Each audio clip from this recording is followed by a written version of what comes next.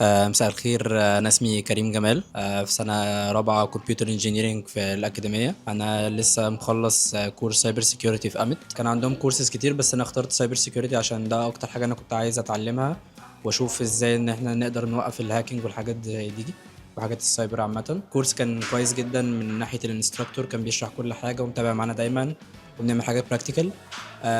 برضو الستودنت افيرز هنا كانوا كويسين في ان انا لو عندي اتندنس او في سيشن فاتتني بيساعدوني في كل الكلام ده. استفدت بيها لحد دلوقتي، لسه استفدت في الجامعه. سبجكتس خدتها او كورسز زي نتوركس مثلا. ده كان اوريدي انا خدته في الكورس هنا، فانا بقيت عارف ان انا ازاي اعمله على طول بسهوله، مش محتاج اي حاجه. انا بشكر جدا امت، كل اللي فيهم الانستراكتورز والستودنت افيرز والريسبشنست وكل الناس، عشان هم بجد بيساعدونا هنا ان احنا نطلع احسن حاجه وان احنا نتعلم بجد. وبرشح امت لاي حد مهتم ان هو ياخد كورس في اي مجال ليه علاقه بالهندسه والداتا اناليتكس وكل الكلام ده والاي اي والسايبر سيكيورتي والامبيدد سيستمز، فبرشح له ان هو يجي امت.